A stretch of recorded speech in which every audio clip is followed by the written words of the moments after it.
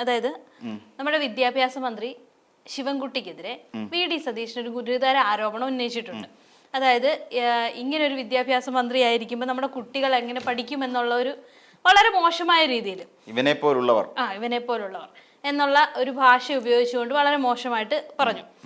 അപ്പം സ്വാഭാവികമായിട്ട് ഇപ്പോൾ അങ്ങനെ ഒരു ആരോപണം ശിവൻകുട്ടിക്കെതിരെ പറയാൻ കാണിച്ച ഒരു കാരണം എന്ന് പറയുന്നത് സഭയിൽ മുന്നേ ഉണ്ടാക്കിയ കുറെ കാര്യങ്ങളും ഒക്കെ എടുത്തു പൊക്കി പിടിച്ചിട്ടാണ് പറയുന്നത്.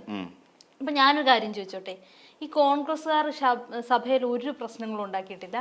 ഇല്ല, കോൺഗ്രസ്സുകാരെല്ലാം നല്ല കുട്ടികളല്ലേ. ഇപ്പൊ VD സതീശൻ ഈ പറഞ്ഞില്ലേ, VD സതീശൻ മുഖ്യമന്ത്രി ആവുന്ന സമയത്ത് പണ്ട് താരകേശൻ എന്ന് പറഞ്ഞുകൊണ്ട് ഒരു സ്ത്രീയുടെ ഒരു ലൈവ് വീഡിയോ ഉണ്ടായിരുന്നു. ഈ VD സതീശൻ പണ്ട് ഈ പിന്നെ മണി ചെയിൻ പ്രോജക്റ്റുമായിട്ടൊക്കെ ഈ പറവൂരൊക്കെ കറങ്ങിയടിച്ച് നടക്കുന്ന സമയം സൈക്കിളിലും ലാംബർട്ട സ്കൂട്ടറിലും ഒക്കെ കറങ്ങിയടിച്ച് നടക്കുന്ന കാലഘട്ടത്തിൽ അന്ന് ഒരു സ്ത്രീയോട് കാണിച്ച അപമര്യാദയായുള്ള പെരുമാറ്റം, അവരുടെ ഭർത്താവിൻ്റെ കമ്പനിക്കാരനായിരുന്നു.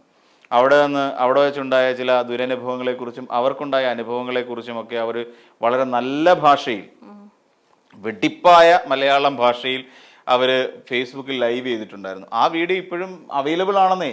ഇന്ന് സോഷ്യൽ മീഡിയ ഹാൻഡിലുകളിൽ ഇപ്പോഴും VD സതീശനെതിരായിട്ടുള്ള ആ വീഡിയോ കിടപ്പുണ്ട്. സംശയമുള്ളവർക്ക് ആർക്ക് വേണമെങ്കിലും ഈ സോഷ്യൽ മീഡിയയിൽ എവിടെ പരതിയാലും ആ സാധനം കിട്ടും. VD സതീശനെതിരായിട്ട് അവർ പറഞ്ഞിരിക്കുന്നത് എന്താണെന്ന്. VD സതീശന്റെ വസ്ത്രത്തെക്കുറിച്ച് പോലും അവർ കൃത്യമായ ഒരു നരേഷൻ തന്നിട്ടുണ്ട്. പക്ഷെ അതൊന്നും ഞാനീ പറയാം സഭ്യതയുടെയൊക്കെ അതിർവരമ്പുകൾ ഭേദിച്ചുകൊണ്ടാണ്. കുടുംബസമേതമൊന്നും ആരിരുന്ന് കാണരുതെന്ന് മാത്രമേ ഉള്ളൂ. സഭ്യതയുടെ അതിർവരമ്പുകൾ ഭേദിച്ചുകൊണ്ട് VD സതീശനെ കുറിച്ച് പറഞ്ഞിട്ടുള്ള ആരോപണങ്ങളൊക്കെ നമ്മൾ കേട്ടതാണ്. അതുകൊണ്ട് നാളെ VD സതീശൻ മുഖ്യമന്ത്രി, ഇങ്ങനെയുള്ളവനൊക്കെ മുഖ്യമന്ത്രി ആയാൽ എന്തായിരിക്കും നമ്മുടെ കേരളത്തിന്റെ അവസ്ഥ എന്ന് ആലോചിച്ച് നോക്കിയോളൂ. താരകേശൻ എന്ന് വിളിപ്പേര് വന്നു, കേക്കച്ചൻ എന്നുള്ള വിളിപ്പേര് വന്നു, നുണേശൻ എന്നുള്ള വിളിപ്പേര് വന്നു. പിന്നീട് ഇത് കൂടാതെ ഇപ്പൊ എന്താ പറയാ, വിനായക ദാമോദർ. അല്ല, ഒരു രസവും കൂടെ ഉണ്ട്. ഈ പേരൊന്നും വേറെ ഓപ്പോസിറ്റ് പാർട്ടിക്കാരിട്ടതല്ല, സ്വന്തം പാർട്ടിക്കാർ സ്വന്തം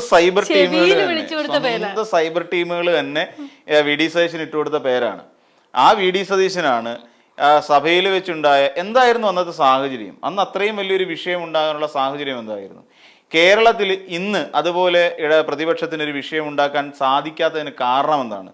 ഇന്ന് 2 ബലിയാടുകളെ CR മഹേഷിനെയും അതുപോലെ എനിക്ക് തോന്നുന്നു 2 MLA ഇന്നും ഇറക്കി അവിടെ സത്യാഗ്രഹം ഇരുത്തിയിട്ടുണ്ട്. ശബരിമല സ്വർണ്ണക്കൊള്ളയായിട്ട് ബന്ധപ്പെട്ടുള്ള 2 മന്ത്രിമാർ രാജിവെക്കണമെന്ന് ആവശ്യപ്പെട്ടുകൊണ്ട് സമരത്തിനായിട്ട് സത്യാഗ്രഹം ഇരുന്നിട്ടുണ്ട്.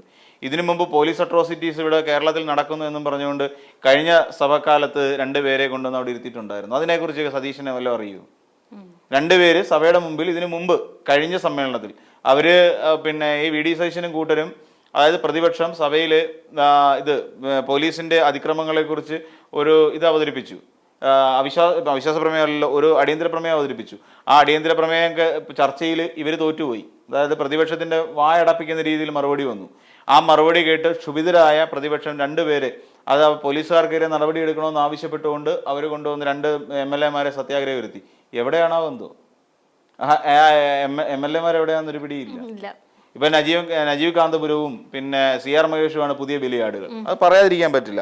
അവരെ 2 പേരെയും മന്ത്രിമാര് രാജിവെക്കണമെന്നും പറഞ്ഞു കൊണ്ടുവന്ന് അവിടെ സഭയില് മുന്നിൽ കൊണ്ട് സത്യാഗ്രഹം ഇരുത്തി. അപ്പം ഈ രീതിയിലാണ് അവർ പൊയ്ക്കൊണ്ടിരിക്കുന്നത്.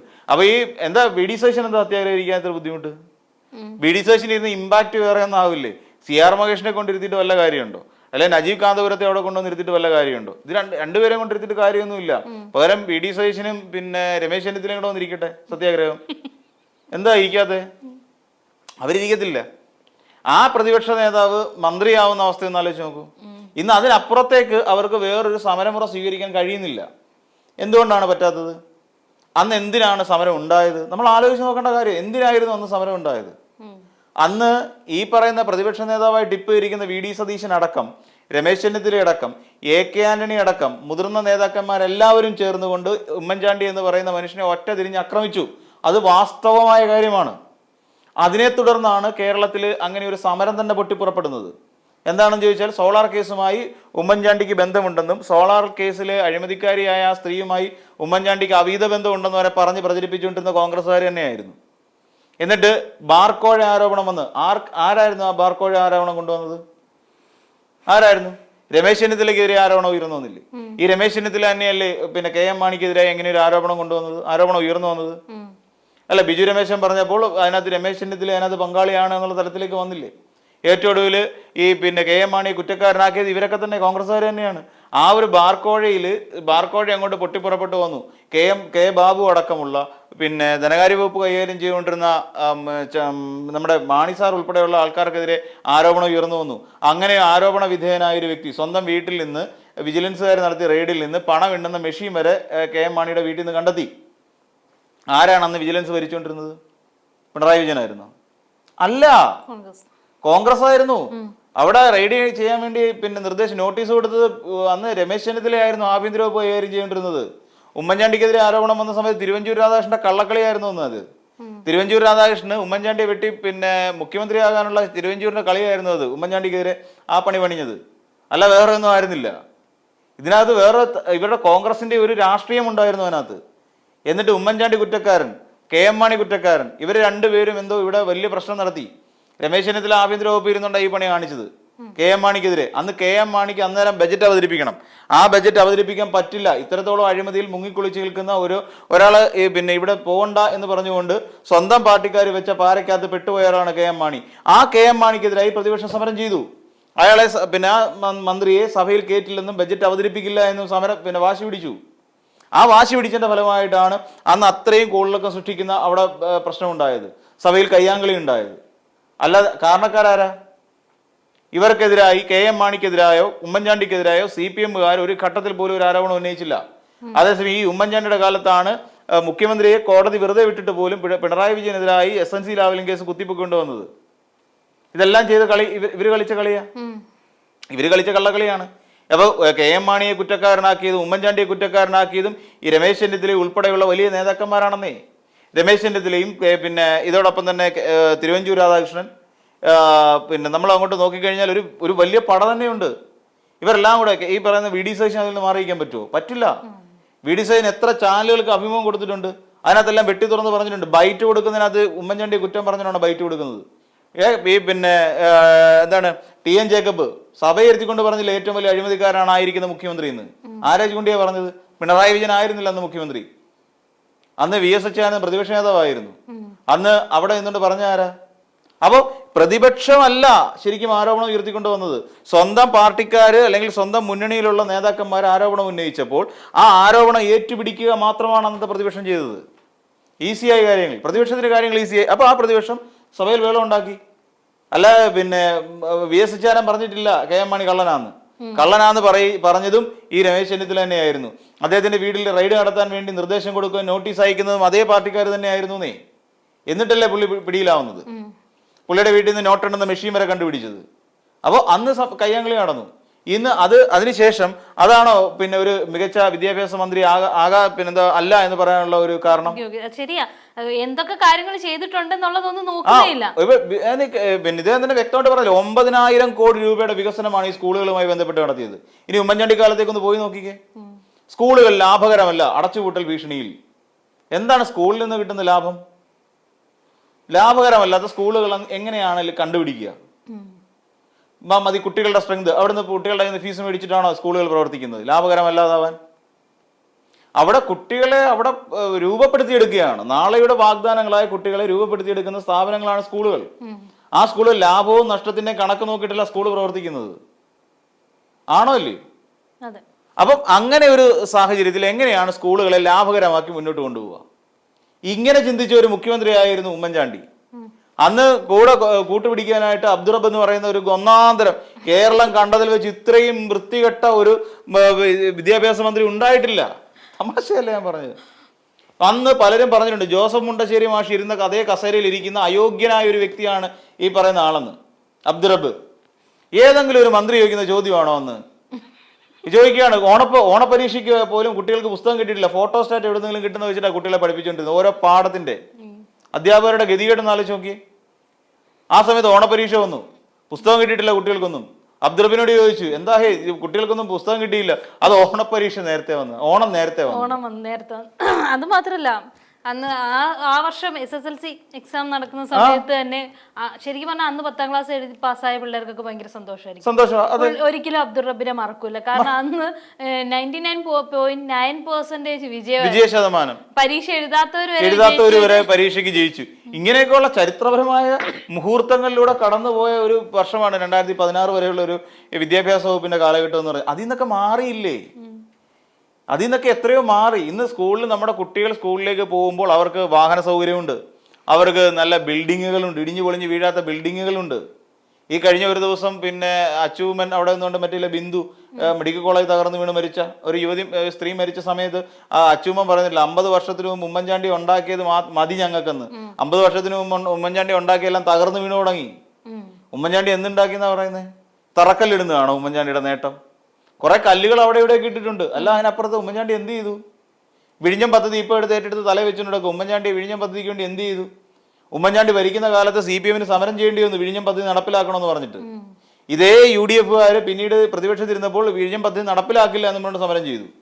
അവിടുത്തെ ലത്തീൻ അതിരൂപതയ്ക്കെതിരെ അവരെ അനുകൂലിച്ചുകൊണ്ട് സമരത്തിന് പോയവരാണ് ഈ UDF. വികസനം മുടക്കികൾ എന്ന് തന്നെ പറയേണ്ടി വരും. ഇവര് നാളെ അധികാരത്തിലേക്ക് കയറിയാൽ എന്തായിരിക്കും അവസ്ഥ? അതിനുശേഷം ഈ താറുമാറായി കടന്ന വിദ്യാഭ്യാസ വകുപ്പിന് രവീന്ദ്രൻ മാഷാണ് പ്രൊഫസർ സി രവീന്ദ്രൻ മാഷാണ് അതിനെ ഒന്ന് എടുത്ത് ഉയർത്തിക്കൊണ്ടു വന്നത്. അത്രയ്ക്ക് താഴെ പോയി കിടക്കുകയായിരുന്നു പിന്നെ കേരളത്തിന്റെ വിദ്യാഭ്യാസ സാഹചര്യം എന്ന് പറഞ്ഞാൽ. അതിനെടുത്ത് മാറ്റി, ആ ഒരു അവസ്ഥയിൽ നിന്ന് മാറ്റി ഇപ്പം വിദ്യാഭ്യാസ വകുപ്പ് അത്യാവശ്യം നല്ല രീതിയിൽ തന്നെ പ്രവർത്തിച്ചു പോവാണ്. ആർക്ക് എന്ത് കുറ്റം പറയാനുണ്ട് പിന്നെ ശിവൻകുട്ടിയെ കുറിച്ച്? അദ്ദേഹം കൈകാര്യം ചെയ്യുന്ന വകുപ്പ് വളരെ മോശമായിട്ടാണ് അദ്ദേഹം കൈകാര്യം ചെയ്യുന്നതെന്ന് ഈ VD സതീശനെ പോലുള്ള മന്ദബുദ്ധികളല്ല വേറെ ആരെങ്കിലും പറയൂ? എന്തായാലും ഒരു രക്ഷിതാക്കൾ പോലും പറയത്തില്ല, ഒരു രക്ഷിതാവും പറയത്തില്ല. അതിനിടയ്ക്ക് ശിവൻകുട്ടി പറഞ്ഞൊരു കാര്യമുണ്ട്, നിയമത്ത് ഇവര് തമ്മിൽ ഒത്തുകളിച്ചുകൊണ്ട് VS ശിവകുമാറിന് ED അന്വേഷണം വന്ന സമയത്ത് ഈ ശിവകുമാറിന്റെ കള്ളക്കളി കാരണം അവിടെ പിന്നെ രാജഗോപാലിനെ ജയിക്കാൻ വേണ്ട അവസരം ഒരുക്കി കൊടുത്ത കോൺഗ്രസ്സുകാരായിരുന്നു. ഈ UDF-കാർ അവസരം ഉണ്ടാക്കി കൊടുത്തത്. അന്ന് മത്സരിച്ചവൻ പറഞ്ഞു ഇനി മേലെ ഞാൻ UDF-ന് വേണ്ടി മത്സരിക്കില്ല എന്ന് തീർത്ത് പറഞ്ഞിട്ട് ഇറങ്ങിപ്പോയി. 3ാം സ്ഥാനത്തേക്ക് കോൺഗ്രസ് തറ പറ്റി. 2ാം സ്ഥാനത്ത് പിന്നെ ശിവൻകുട്ടിയും വന്നു. 1ാം സ്ഥാനത്ത് അന്ന് രാജഗോപാലും വന്നു. ആ അക്കൗണ്ട് പൂട്ടിച്ചുന്നേ. തൊട്ടടുത്ത തെരഞ്ഞെടുപ്പിൽ അവിടെ പിന്നെ കുമ്മന രാജശേഖരനെ 8 നിലയ്ക്ക് പൊട്ടിച്ചു. അതും V ശിവൻകുട്ടിയാണ്. ആ ശിവൻകുട്ടി അങ്ങനെ ജയിച്ചിട്ടാണ് ശിവൻകുട്ടി എന്ന് പറയുന്ന ഒരാൾ മന്ത്രിയായി മാറുന്നത്. ഇന്ന് മന്ത്രി അപ്പൂപ്പൻ, അന്ന് പിന്നെ ഈ അബ്ദുറബിനെ കയറി അപ്പൂപ്പാന്ന് ഏതെങ്കിലും ഒരു കുട്ടികളെ വിളിച്ചിട്ടുണ്ടോ? കേരളം കണ്ടതിൽ വെച്ച് ഏറ്റവും കുത്തഴിഞ്ഞ രീതിയിൽ വിദ്യാഭ്യാസ വകുപ്പ് കൊണ്ടു നടന്നത് ഈ പിന്നെ ഉമ്മൻചാണ്ടി സർക്കാരിന്റെ കാലത്താണ്. ആ കാലം ഇനി തിരിച്ചു വരണമെന്നാണ് ഈ VD സതീശൻ പറഞ്ഞുകൊണ്ടിരിക്കുന്നത്. ആ കാലത്തിലേക്ക് നമ്മൾ പോകുമ്പോൾ ആലോചിച്ച് നോക്കിയേ, 2026 അങ്ങനെ ഒരു സർക്കാരാണ് അധികാരത്തിൽ കയറുന്നതെങ്കിൽ ആ മന്ത്രി അത് ഏതെങ്കിലും ഒരു ലീഗിന്റെ മന്ത്രി ആയിരിക്കും. ആ ലീഗിന്റെ മന്ത്രി അവിടെ വന്നിട്ട് പറയും അയ്യോ ഞങ്ങൾ ഓണം വന്നത് വെച്ച് നേരത്തെ ആയിപ്പോയെന്ന് പറയും. ക്രിസ്തുവിന് ജനുവരി ജനിച്ചാൽ പോരെന്ന് ചോദിക്കും വേണമെങ്കിൽ ആ മന്ത്രി. അതായിരിക്കും നാളെ വിദ്യാഭ്യാസ വകുപ്പിന്റെ അവസ്ഥ. ഇന്ന് കുട്ടികൾക്ക് നല്ല സ്കൂളുകളിൽ ഇരുന്ന് പഠിക്കാൻ പറ്റുന്നുണ്ട്. ഇവിടെ ഓൺലൈൻ വിദ്യാഭ്യാസമെങ്കിൽ ഓൺലൈൻ വിദ്യാഭ്യാസം, ഹൈടെക് എഡ്യൂക്കേഷൻ എങ്കിൽ ഹൈടെക് എഡ്യൂക്കേഷൻ, അതല്ല ഇന്ന് നമ്മുടെ സ്കൂളുകളിൽ ലഭ്യമാണ്. ഏതെങ്കിലും രക്ഷിതാവ് കുറ്റം പറയട്ടെ? ഇവിടെ പഠനഭാരം കൊണ്ട് കുട്ടികളെല്ലാം കിടന്ന് വലയുകയാണെന്ന്. പോക്സോ കേസ് പണ്ട് ഈ പറയുന്ന പോലെ സ്കൂളിൽ കുട്ടികൾ നിരന്തരം പീഡിപ്പിക്കപ്പെട്ടുകൊണ്ടിരുന്നു. ആരെങ്കിലും ചോദിക്കാനോ പറയാനുണ്ടായിരുന്നോ?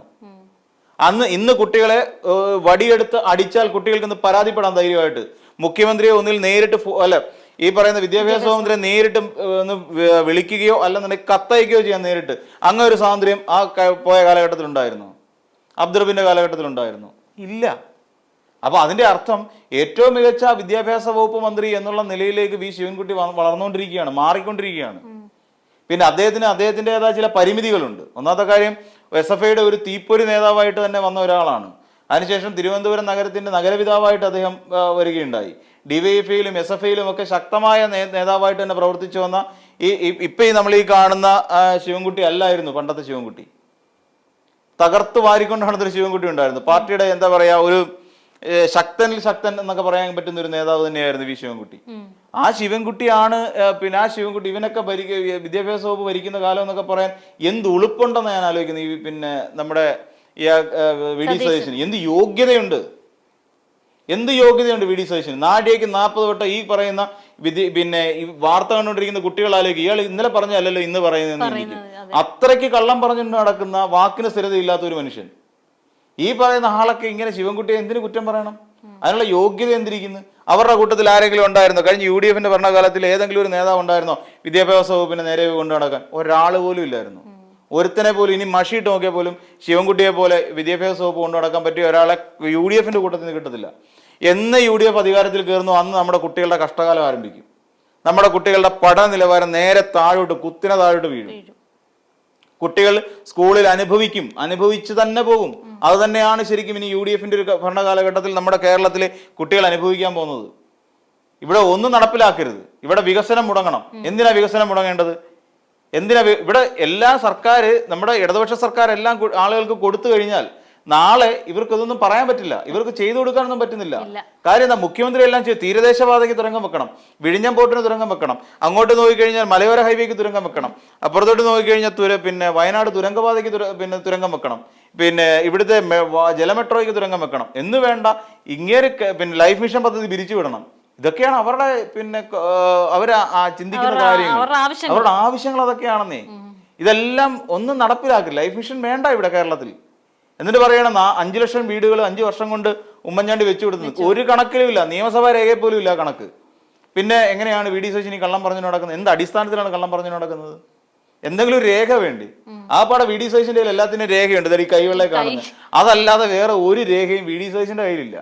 എന്നിട്ട് ഇങ്ങനെ നാഴികയ്ക്ക് 40 വട്ടം എന്തെങ്കിലും പറഞ്ഞുകൊണ്ടങ്ങ് നടക്കുക. സത്യം പറഞ്ഞ VD സതീശന് ഒരു മതിഭ്രമം ബാധിച്ചിരിക്കുക. കാരണം സതീശന്റെ ഒരു അടപടലം തേഞ്ഞു പോയ ഒരു പരിപാടിയാണ് സർവേ.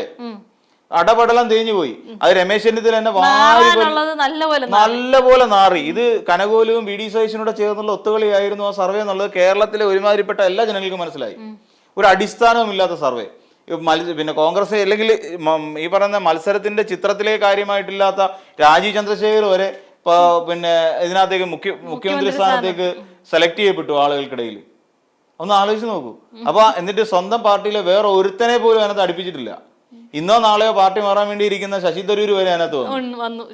എന്നിട്ട് പോലും രമേശ് ചെന്നിത്തല ഇല്ല, K മുരളീധരൻ ഇല്ല, തിരുവഞ്ചൂരില്ല, വേറെ ഒരു നേതാക്കന്മാരും അതിനകത്തില്ല. എന്റെ തല എന്റെ ഫുൾ ഫിഗർ. ഇതാണ് VD സതീശൻ ചിന്തിക്കുന്നത്. ഈ ചിന്ത കൊണ്ടാണ് VD സതീശനെ പിന്നെ ഈ പറയുന്ന സൈബർ കൊങ്ങികളെല്ലാം എടുത്തിട്ട് ട്രോളി കൊന്നത്. അവന്മാരുടെ കയ്യിലെ കാശ് മേടിച്ചുകൊണ്ട് ചില സോഷ്യൽ മീഡിയക്കാരെല്ലാം കൂടെ സതീശനെ കൊല്ലാൻ ഇറങ്ങിയിട്ടുണ്ടായിരുന്നു. അത് നമ്മൾ കണ്ടതാണ്. അപ്പം ഇങ്ങനെ ഇതെല്ലാം കൂടെ സംഭവിച്ചു കഴിഞ്ഞപ്പോഴേക്ക് VD സതീശന് മനസ്സിലായി സംഭവം കൈവിട്ടു പോവുക. ശബരിമല പൊള്ളി, അടുത്ത കൊണ്ട് പിന്നെ കുറേ ഉണ്ട് പൊള്ളി ഒരു രക്ഷയില്ലാത്ത അവസ്ഥ വന്നു. ഇനി എന്ത് പറയും? ഇപ്പൊ കിട്ടിയിരിക്കുന്ന കുഞ്ഞികൃഷ്ണനാണ്. ഇനി കുഞ്ഞികൃഷ്ണനെ കുറച്ചാൾ കൊണ്ടു നടക്കും. എന്നിട്ട് ഞങ്ങൾ പിന്തുണ പ്രഖ്യാപിക്കും, രാഷ്ട്രീയ പിന്തുണയല്ല, ഞങ്ങൾ പിന്തുണ പ്രഖ്യാപിക്കാമാണ് കുഞ്ഞികൃഷ്ണന്. ഇതൊക്കെ ഉള്ളൂ VD സതീശനെ കൊണ്ട് ചെയ്യിക്കാൻ പറ്റിയത്. അല്ല വേറെ ഒന്നും സതീശനെ കൊണ്ട് പറ്റുന്നില്ലെന്നേ. ഇങ്ങനെ വന്നപ്പോൾ സ്വാഭാവികമായിട്ടും അധികാരം അടുത്ത തവണയും കിട്ടില്ല എന്നുള്ളൊരു തോന്നൽ സതീശനെ വല്ലാതെ ഒരു മെന്റൽ ഇതിലേക്ക് തള്ളിവിട്ടിരിക്കുകയാണ്. ഒരു വല്ലാത്ത ഒരു മാനസികാവസ്ഥയിലേക്ക് സതീശനെ തള്ളി. അപ്പം ആർക്കെതിരെ എന്ത് വേണേലും വിളിച്ചു പറയാൻ പറ്റുന്ന ഒരു മാനസികാവസ്ഥയിലേക്ക് സതീശൻ മാറി. ഇപ്പം പിന്നെ വേണമെന്നുണ്ടെങ്കിൽ വെള്ളാപ്പള്ളി ഈ ഒരു കാര്യത്തിന് വേണ്ടി തന്നെ നമുക്ക് കടമെടുക്കാം. അതായത് ഊളംപാറയിൽ കൊണ്ട് അഡ്മിറ്റ് ചെയ്യണം എന്നുള്ളതാണ് പിന്നെ വെള്ളാപ്പള്ളിയുടെ വാക്കുകൾ കടമെടുത്ത് നമ്മൾ പറയുകയാണെങ്കിൽ ഊളംപാറയിൽ കൊണ്ട് തള്ളിക്കളയേണ്ട ഒരു അവസ്ഥയാണെന്ന് തന്നെ നമുക്ക് പറയേണ്ടി വരും. അങ്ങനെ നമ്മൾ വിശ്വസിക്കേണ്ടി വരും. അല്ലാന്നുണ്ടെങ്കിൽ ഇത്രയും നന്നായി പോയിക്കൊണ്ടിരിക്കുന്ന വിദ്യാഭ്യാസ വകുപ്പിലെ മന്ത്രി അണ്ടർവെയർ കാണിച്ചുകൊണ്ട് അതിനെ മേളിൽ ചാടിക്കയറുന്നു. കൊച്ചു പിള്ളേർ പോലും പറയത്തില്ലല്ലോ. ഇവരുടെ പാലൂട്ടി വളർത്തിക്കൊണ്ടിരിക്കുന്ന സൈബർ കൊങ്ങികൾ പോലും പറയുന്ന വാചകങ്ങളല്ല പറഞ്ഞത്. സൈബർ കൊങ്ങികൾ പറഞ്ഞ അവന്മാര് പൊട്ടന്മാരാണെന്നെങ്കിലും പറയാം. ഉത്തരവാദിത്തപ്പെട്ട പ്രതിപക്ഷ നേതാവ് എന്ന് പറയുന്ന ഒരു സ്ഥാനത്തിരിക്കുന്ന ഒരാൾ പറയുന്ന വാചകങ്ങളാണിത്. അപ്പൊ തന്നെ നമ്മൾ ആലോചിച്ച് നോക്കൂ, VD സതീശന്റെ മാനസികാവസ്ഥ എത്രത്തോളം തരംതാണു എന്നുള്ളത് നമ്മൾ ആലോചിച്ച് നോക്കണം. ഇതാണ് ഏറ്റവും വലിയ പ്രശ്നം. സതീശനെ പോലുള്ള ആൾക്കാർ നാളെ മുഖ്യമന്ത്രി ആകുമ്പോൾ എന്തായിരിക്കും കേരളത്തിന്റെ അവസ്ഥ എന്ന് നമ്മൾ സ്വാഭാവികമായും ചിന്തിച്ചു പോകുന്ന ചില സാഹചര്യങ്ങളാണ് ഇതെല്ലാം.